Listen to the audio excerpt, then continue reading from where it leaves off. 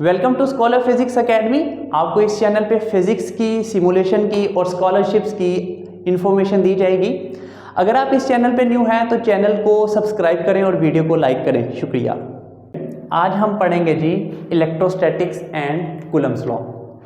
अगर मुझसे भी पूछे कि इलेक्ट्रिसिटी यानी बिजली की क्या अहमियत है इस दौर में, तो मैं उनको बताऊं कि हमारे पास लैपटॉप्स, हमारे पास टीवी, हमारे पास मोबाइल फ़ोन, ये कुछ भी ना होता अगर हमारे पास इलेक्ट्रिसिटी ना होती। तो इलेक्ट्रिसिटी बेसिकली क्या है? इलेक्ट्रिसिटी है जी आपके पास चार्जेस का फ्लो। तो चार्जेस के फ्लो को स्टडी करने से पहले हम उनको पढ़ते हैं जो चार्जेस रेस्ट के ऊपर हैं, यानी कि जो चार्जेस रुके हुए हैं। तो आपके पास ये लफ्ज़ है जी इलेक्ट्रोस्टैटिक्स। इलेक्ट्रो का मतलब है जी इलेक्ट्रिक चार्ज और स्टैटिक्स का मतलब है जी वो चार्ज जो रुके हुए हैं। इसकी डेफिनेशन है जी the branch of physics in which we deal with the electric charges at rest. वो चार्जेस की स्टडी है जो क्या हैं, रुके हुए हैं। अच्छा जी, अब आपके पास चार्जेस की टाइप्स हैं जी, चार्जेस की काइंड्स हैं। वो कौन कौन सी हैं जी? आपके पास पॉजिटिव चार्ज होता है और नेगेटिव चार्ज होता है, ये आप लोगों ने सुना होगा। आपके पास इस कुदरत में पॉजिटिव चार्ज करने वाला जो पार्टिकल है उसे कहा जाता है जी प्रोटॉन, और आपके पास इसी कुदरत में जो नेगेटिव चार्ज को कैरी करता है वो पार्टिकल कौन सा होता है जी? सेम चार्जेस हो तो वो एक दूसरे को क्या करते हैं जी? रिपेल करते हैं। मिसाल के तौर पे आपके पास पॉजिटिव चार्ज और पॉजिटिव चार्ज, ये दोनों सेम चार्ज जो है एक दूसरे को क्या करेंगे जी? रिपेल करेंगे। अब आपके पास ये नेगेटिव चार्ज है और ये दोनों नेगेटिव चार्ज हैं, इसका मतलब क्या है जी? एक दूसरे को क्या करेंगे जी? रिपेल करेंगे। उसके ऑपोजिटली आपके पास है जी अनलाइक चार्जेस, मतलब डिफरेंट चार्जेस, मतलब वो चार्जेस जो सेम नहीं है वो क्या करते हैं जी? एक दूसरे को अट्रैक्ट करते हैं। मिसाल के तौर पे आपके पास ये पॉजिटिव चार्ज जो ये नेगेटिव चार्ज है, अगर आपने इधर रखा है तो ये एक दूसरे को क्या करेंगे? अट्रैक्ट करेंगे, ये एक दूसरे को रिपेल नहीं करेंगे। अगर आप इन्हें दूर लेके जाने की कोशिश करेंगे तो ये तब भी क्या करेंगे? अट्रैक्ट करेंगे जी। अच्छा जी, अब आप इधर इस चीज से अंदाजा लगा लें, अगर आपने किसी चीज को अपनी तरफ खींचना है तो क्या लगानी है जी? फोर्स लगानी है। हमें इधर तक तो समझ आ गई कि ये जो दो चार्जेस हैं आपस में क्या लगाते हैं जी? फोर्स लगाते हैं। अब सवाल ये निकलता है कि ये फोर्स कितनी लगाते हैं? ये फोर्स को कैलकुलेट करने का फार्मूला क्या है? हम कैसे फोर्स को कैलकुलेट कर सकते हैं? तो इधर हमारे पास आता है जी कूलम्स लॉ। ये आपके पास सेकेंड ईयर का मोस्ट इंपॉर्टेंट लॉन्ग क्वेश्चन है। ये पहला ही टॉपिक है और पहला ही इंपॉर्टेंट टॉपिक है। ये लॉन्ग क्वेश्चन में 12 दफा पूछा जा चुका है। आपके पास चार्ल्स कूलम ने हमें बताया कि ये जो दो चार्जेस हैं, आया चाहे वो रिपेल करें चाहे वो अट्रैक्ट करें, एक दूसरे के ऊपर जो फोर्स लगाते हैं ये कितनी फोर्स लगाते हैं, और इस फोर्स को कैलकुलेट करने का फार्मूला क्या होता है। मैं उर्दू में बोलूं तो कितनी फोर्स, अगर मैं इंग्लिश में बोलूं तो मैग्नीट्यूड ऑफ फोर्स, आपको पता चल जाना चाहिए। मिसाल के तौर पे ये दो चार्जेस एक दूसरे के ऊपर 10 न्यूटन लगा रहे हैं, 20 न्यूटन लगा रहे हैं, 30 न्यूटन लगा रहे हैं। ये जो 10 न्यूटन, 20 न्यूटन, 30 न्यूटन है, ये क्या कहलाता है जी? Magnitude of force. अब जरा कुछ इंपॉर्टेंट पॉइंट्स की तरफ आ जाएं कि ये जो कूलम्स लॉ है ये सिर्फ और सिर्फ एप्लीकेबल है जी पॉइंट चार्जेस के ऊपर। पॉइंट चार्जेस, अब ये आप इधर एक पॉइंट लगाएं तो ये तो बहुत मोटा पॉइंट लगा है, अगर आप पेंसिल के बारीक सिक्के से पॉइंट लगाएं तो उसके डायमेंशन, मतलब उसकी लेंथ, उसका एरिया बहुत ही स्मॉल ना होने के बराबर है। ऐसा चार्ज जिसका ना तो एरिया है उसे क्या कहा जाता है जी? ये क्या होते हैं जी? Point charges. उसके बाद ये जो कूलम्स लॉ है ये चार्जेस एट रेस्ट के ऊपर सिर्फ एप्लीकेबल होता है। जो चार्ज मूव करते हैं कूलम्स लॉ उसके ऊपर एप्लीकेबल नहीं है। और तीसरा मोस्ट इंपॉर्टेंट पॉइंट है कि ये स्फेरिकल चार्ज डिस्ट्रीब्यूशन के ऊपर ये स्फेरिकल चार्ज डिस्ट्रीब्यूशन के ऊपर ही अप्लाई होता है। मिसाल के तौर पे आपके पास एक बॉल है, तो वो बॉल जो है वो स्फेरिकल शेप में है, तो स्फेरिकल जो उसके ऊपर चार्ज की डिस्ट्रीब्यूशन है उसे हम क्या कहते हैं जी? Spherical charge distribution. तो आपके पास हम डेफिनेशन के ऊपर आते हैं, तो इसकी definition The magnitude of electrostatic force between two charges is directly proportional to the product of the magnitude of the charges and inversely proportional to the square of the distance between them. अब आप लोग कहते होंगे कि ये definition याद करने में मुश्किल है, तो हम इसकी मैथमेटिकल फॉर्म पे चले जाते हैं, तो उससे आपको डेफिनेशन में याद करने में आसानी होगी। मिसाल के तौर पे ये F आपको पता होगा ये क्या है जी, फोर्स डायरेक्टली प्रोपोर्शनल है Q1 चार्ज 1 और Q2, इन दोनों के प्रोडक्ट पे, इन दोनों को मल्टीप्लाई करेंगे तो उस प्रोडक्ट के ऊपर ये क्या है, फोर्स डायरेक्टली प्रोपोर्शनल है। और ये फोर्स, यही फोर्स इनवर्सली प्रोपोर्शनल है दो चार्जेस के दरमियान के डिस्टेंस से। आइए इधर डायग्राम की तरफ आ जाते हैं। मिसाल के तौर पे आपके पास ये है चार्ज Q1 जिसका मैग्नीट्यूड कितना है 1 कूलम, और यही चार्ज Q2 दूसरा चार्ज है जिसका मैग्नीट्यूड कितना है जी 2 कूलम। अब आप लोग जरा ये देखें कि अगर आपने इन दोनों चार्जेस, अब ये जो हमने इधर चीज पढ़ी है इसके मुताबिक क्या होंगे, ये दो चार्जेस एक दूसरे को क्या करेंगे, रिपेल करेंगे, मतलब फोर्स लगाएंगे। अब कितनी फोर्स लगाएंगे वो डिपेंड करता है Q1 को और Q2 को अगर हम मल्टीप्लाई कर दें तो force directly proportional Q1 multiply Q2। अब दूसरी चीज ये है कि इन चार्जेस के दरमियान का डिस्टेंस कितना है। मिसाल के तौर पे अगर ये चार्जेस के दरमियान डिस्टेंस ज्यादा है तो फोर्स क्या होगी, कम। अगर ये चार्जेस एक दूसरे के पास पास हैं तो फोर्स क्या हो जाएगी, ज्यादा हो जाएगी। तो अगर हम डिस्टेंस बढ़ाएंगे, मैं लिख देता हूं, अगर हम डिस्टेंस बढ़ाएंगे तो फोर्स क्या हो जाएगी, कम हो जाएगी। अगर हम डिस्टेंस को कम करेंगे तो फोर्स क्या हो जाएगी, बढ़ जाएगी। इसी तरह अगर हम चार्जेस बढ़ाएंगे तो फोर्स क्या हो जाएगी, बढ़ जाएगी। अगर हम इन दो इक्वेशंस को कंपेयर करेंगे तो वो बराबर हो जाएगी F directly proportional Q1 Q2 over R square. अब आप लोगों को ये पता है कि अगर हमने ये प्रोपोर्शनैलिटी सिंबल को हटाना है तो हमें एक कांस्टेंट ऐड करना पड़ेगा। F बराबर है K Q1 Q2 over R square. अब ये आप लोगों के पास है जी कूलम्स लॉ। इस ये इक्वेशन, ये जो कूलम्स लॉ ने आपको इक्वेशन दी है, ये इक्वेशन आपको बताएगी कि ये जो फोर्स है ये कितनी लग रही है। अब K आपके पास क्या है जी, कूलम्स कांस्टेंट, या इसे आप कह सकते हैं जी इलेक्ट्रोस्टैटिक कांस्टेंट। इसकी वैल्यू है जी K बराबर 1/4 pi e not. E not क्या है जी, एप्सिलॉन नॉट। इसे हम परमिटिविटी ऑफ फ्री स्पेस या परमिटिविटी ऑफ वैक्यूम भी कहते हैं। इसकी वैल्यू है जी 8.85 मल्टीप्लाई 10⁻⁻12 न्यूटन मीटर स्क्वायर पर कूलम स्क्वायर। अगर हम ये वैल्यू इस इक्वेशन में पुट करें तो आपके पास आता है जी K बराबर है 1/4 पाई की वैल्यू क्या होती है जी आपके पास 3.14, और ई नॉट की वैल्यू अभी मैंने इधर लिखी हुई है तो क्या है जी 8.85 मल्टीप्लाई 10⁻⁻12। अगर हम इसे कंप्यूट करें तो आपके पास आता है K बराबर है 9 मल्टीप्लाई 10⁻9 कूलम स्क्वायर पर न्यूटन मीटर स्क्वायर। अब इधर से आप लोगों ने ये चीज नोट की होगी, इसके यूनिट है न्यूटन मीटर स्क्वायर पर कूलम स्क्वायर। अगर आप इसको रिवर्स करते हैं तो क्या हो जाता है जी कूलम स्क्वायर पर न्यूटन मीटर स्क्वायर। अब आपके पास ये जो फोर्स आई है, ये जो फोर्स आई है, इन चार्जेस के दरमियान में कोई चीज नहीं है, मतलब इन चार्जेस के दरमियान में क्या है, वैक्यूम, या इन चार्जेस में ऐसे आप कह सकते हैं इन चार्जेस के दरमियान में क्या है जी फ्री स्पेस। तो हम इस पे लिख देते हैं ये फोर्स कौन सी है, जब दो चार्जेस के दरमियान में क्या था, वैक्यूम, बराबर है 1/4 pi e not Q1 Q2 over R square. एक पॉइंट मैं आपसे शेयर करता हूं, आपके पास दो चार्जेस हैं जी, Q1 जिसका मैग्नीट्यूड है जी 10 कूलम, और आपके पास दूसरा चार्ज है जी Q2 जिसका मैग्नीट्यूड है जी 1 कूलम। तो मेरा सवाल आपसे ये है, क्या ये दोनों चार्जेस एक दूसरे के ऊपर इक्वल फोर्स लगा रहे हैं, या ये जो Q1 है चूंकि ये बड़ा मैग्नीट्यूड वाला चार्ज है ये Q2 के ऊपर ज़्यादा फोर्स लगा रहा है, या ये Q2 जो है Q1 के ऊपर ज़्यादा फोर्स लगा रहा है। अपना जवाब सोच के रखिएगा, इस वीडियो के एंड पे आपको इस चीज़ का जवाब लाजमी मिलेगा। अच्छा जी, तो अभी तक हमने पढ़ा है जी वैक्यूम में फोर्स, जब दो चार्जेस के दरमियान कोई चीज़ नहीं थी, फ्री स्पेस थी, वैक्यूम थी, तब उस फोर्स का फार्मूला क्या है जी 1/4 pi e not Q1 Q2 over R square.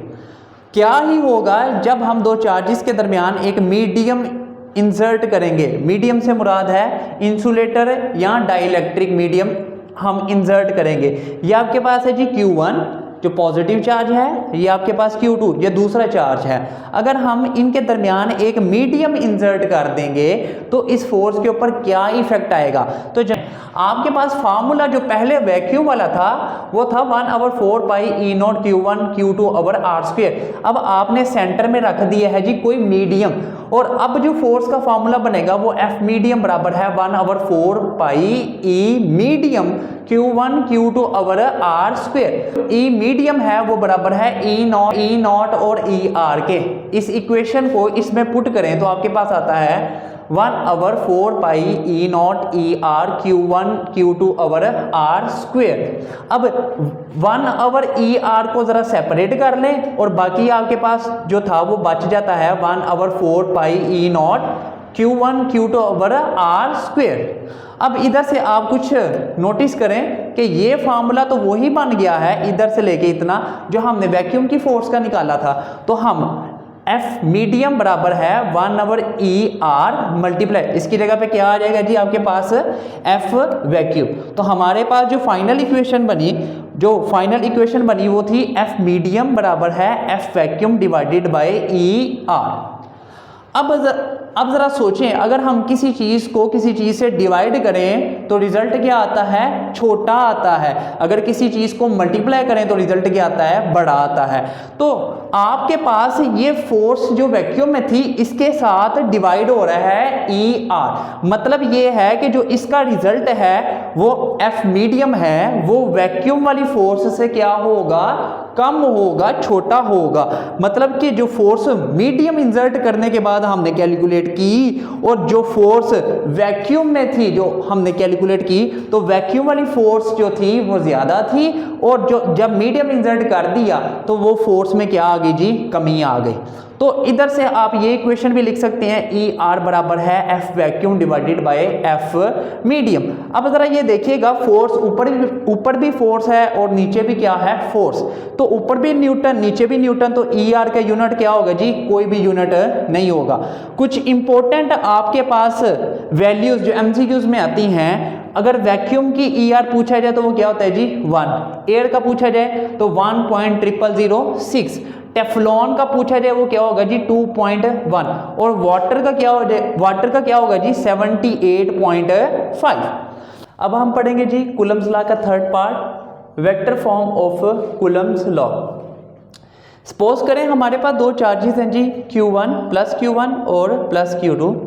अब हमें पता है कि जी दो चार्जेस, दो प्लस पॉजिटिव चार्जेस अगर एक दूसरे के पास आएंगे तो क्या करेंगे जी, रिपेल करेंगे।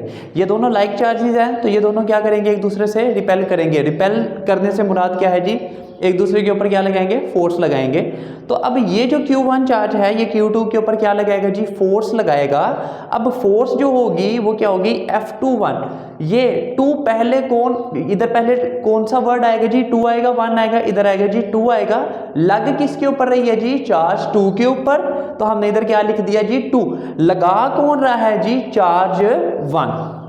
अब फोर्स एक वेक्टर क्वांटिटी होती है, तो आप लोगों ने फर्स्ट ईयर में लाजमन पढ़ा होगा कि आपके पास यूनिट वेक्टर एक ऐसा वेक्टर होता है जो क्या बताता है, डायरेक्शन बताता है। और यूनिट वेक्टर आपके पास होता है जी कोई भी अल्फाबेट और उसके ऊपर क्या लगाते हैं जी, कैप। जैसे कि आपने एक्स डायरेक्शन में आई कैप, वाई डायरेक्शन में जे कैप और जी डायरेक्शन में के कैप पढ़ा। हमने एक आर वेक्टर लिया, उसके ऊपर क्या कैप लगा के इसे क्या बनाया, यूनिट वेक्टर। और ये वेक्टर क्या बताएगा, इस फोर्स की डायरेक्शन। अब ये इस फोर्स की डायरेक्शन बता रहा है, तो ये क्या इंडेक्सिंग हुई है जी 2 1, तो इधर भी इंडेक्सिंग क्या होगी जी 2 1। फोर्स लग 2 के ऊपर रही है, लगा कौन रहा है 1, ये लाजमन याद रखिएगा। तो अब हमने इधर लगा दिया कि ये फोर्स है, ये इस चार्ज ने इसके ऊपर फोर्स जो लगाई वो बनी F, लगी 2 के ऊपर, लगाई 1 ने, वो बराबर है 1/4 पाई E नॉट Q1 Q2/r²। अब ये तो आया मैग्नीट्यूड। अब हमने साथ क्या लिखनी होती है, डायरेक्शन। वेक्टर, ये वेक्टर है, अब वेक्टर के अंदर क्या होती है, मैग्नीट्यूड प्लस डायरेक्शन, और डायरेक्शन के लिए हमने क्या डिफाइन किया हुआ था जी, यूनिट वेक्टर। और यूनिट वेक्टर क्या हमारे पास बना 2 1, जो फोर्स की थी 2 1 वो भी क्या होगा जी 1, के लिए भी 2 1, इसे हमने इक्वेशन ए का नाम दे दिया। अब जिस तरह इस चार्ज ने इसके ऊपर फोर्स लगाई तो ये वाला चार्ज भी इसके ऊपर फोर्स लगाएगा, ये Q2 चार्ज भी Q1 के ऊपर क्या लगाएगा, फोर्स लगाएगा, इसको रिपेल करने की कोशिश करेगा।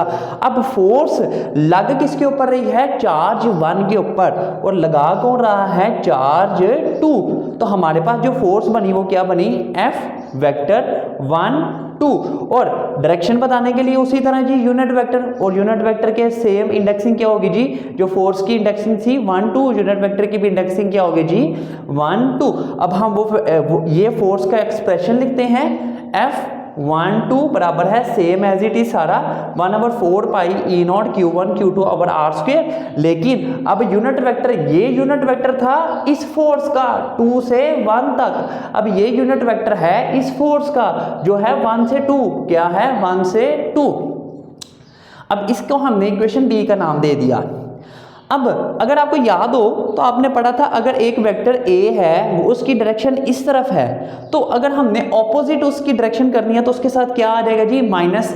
अब ये दोनों वेक्टर बराबर हैं, मगर सिर्फ क्या फर्क है इनकी डायरेक्शन में, इन दोनों वेक्टर्स का मैग्नीट्यूड मतलब इनकी लेंथ क्या है, बराबर है। फर्क किस में है, सिर्फ और सिर्फ मैग्नीट्यूड, सिर्फ और सिर्फ डायरेक्शन में, और डायरेक्शन के लिए हमने क्या इधर लगा दिया माइनस का साइन। अब यही कॉन्सेप्ट हमने इधर अप्लाई करना है। देखें ये जो यूनिट वेक्टर r⁻21 है इसकी डायरेक्शन इस तरफ है, इसकी डायरेक्शन इस तरफ है, और ये जो r⁻12 है इसकी डायरेक्शन क्या है, इस तरफ, यानी कि एक वेक्टर इस तरफ है और दूसरा वेक्टर इस तरफ है। इन दोनों की मैग्नीट्यूड क्या है, सेम, इन दोनों की मैग्नीट्यूड क्या है, से डायरेक्शन सिर्फ क्या होगी, ऑपोजिट, जैसे ये केस है। तो हम ऐसे लिख सकते हैं r⁻21 बराबर है r⁻12 के मैग्नीट्यूड में, लेकिन माइनस साइन क्यों लगाना जरूरी है कि सर कि इसका मैग्नीट्यूड तो इन दोनों का सेम है लेकिन ये एक दूसरे के ऑपोजिट डायरेक्शन में है। तो आई होप कि ये वाला पॉइंट आपको क्लियरली समझ आ गया होगा। इसे हमने इक्वेशन का क्या नाम दे दिया, इक्वेशन सी का। अब देखें इक्वेशन सी और इक्वेशन ए, आपके पास इक्वेशन ए है जी F21 1/4 पाई E0 Q1 Q2 over R square.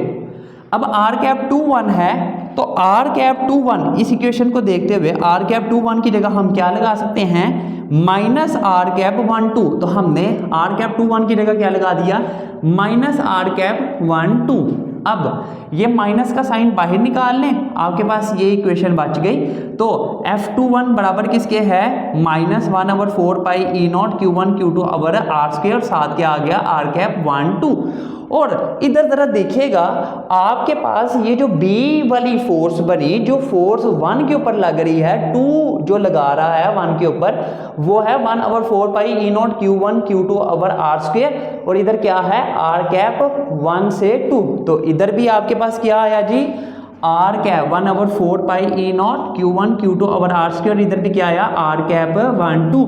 तो हम इसे क्या लिख सकते हैं, ये सारी की सारी इक्वेशन को, ये फोर्स है F12।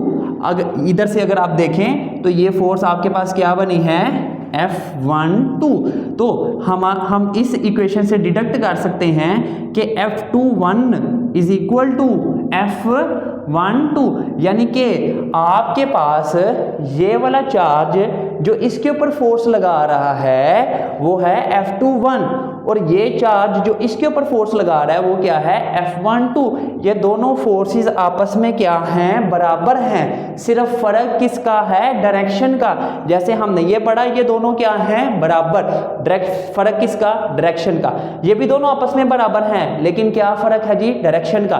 तो इसी तरह देखें कि ये दोनों फोर्सेस भी आपस में क्या हैं, बराबर हैं। ये वाला चार्ज इसके ऊपर जो फोर्स लगाएगा और ये वाला चार्ज जो इसके ऊपर फोर्स लगाएगा बराबर हैं, सिर्फ फर्क क्या है, एक की डायरेक्शन इस तरफ है और एक की डायरेक्शन है इस तरफ है। तो जनाब इधर से आपको पता चलता है जी न्यूटन के थर्ड लॉ का। न्यूटन का थर्ड लॉ भी क्या कहता है जी आपको, वो कहता है कि अगर आप एक्शन करेंगे तो उसका आपको इक्वल रिएक्शन मिलेगा, मगर उसकी डायरेक्शन क्या होगी जी, ऑपोजिट। इसने इसके ऊपर एक्शन किया तो इसने इसके ऊपर दोबारा क्या कर दिया, रिएक्शन दिया इसको, मगर उनकी डायरेक्शन क्या है जी, ऑपोजिट। तो हमें ये बहुत ही इंपॉर्टेंट एमसीक्यूज है, लिखा गया है जी Coulomb's law is in accordance with Newton third law of motion. Coulomb's law किसको वैलिडेट करता है जी, न्यूटन के तीसरे लॉ को वैलिडेट करता है। तो आपके पास ये मैंने पॉइंट पूछा था, ये मैंने इधर से आपको पता चल जाना चाहिए कि फोर्स एक ही होती है, इस चार्ज के ऊपर और इस चार्ज के ऊपर लागू फोर्स एक ही रही है, लेकिन किसका फर्क है, डायरेक्शन का। ठीक है जी, इसको इस तरफ लगाएगा और इसको पीछे की तरफ लगाएगा। तो मुझे जरा बताएं कि ये जो चार्ज Q1 था जिसका मैग्नीट्यूड 10 कूलम था और ये चार्ज Q2 जिसका मैग्नीट्यूड 1 कूलम था, ये मैंने आपसे पूछा था क्या ये फोर्सेस डिफरेंट है या इक्वल है, या ये इसके ऊपर ज्यादा फोर्स लगा रहा है या ये इसके ऊपर ज्यादा फोर्स लगा रहा है। तो इधर से आपको पता चल जाना चाहिए। तो जवाब ये है कि ये वाला चार्ज इसके ऊपर जितनी फोर्स लगाएगा ये वाला चार्ज भी इसके ऊपर उतनी ही फोर्स लगाएगा। याद रखें कि आपके पास जो फोर्स है वो आपके पास किसी एक चार्ज के ऊपर डिपेंड नहीं करती, आपके पास जो फोर्स थी किसी एक चार्ज के ऊपर डिपेंड नहीं करती, जो आपके पास फोर्स है वो दोनों चार्जेस के ऊपर डिपेंड करती है। तो इधर से आपको इधर करेक्ट आंसर क्या है कि आपके पास फोर्स क्या होंगी जी, इक्वल।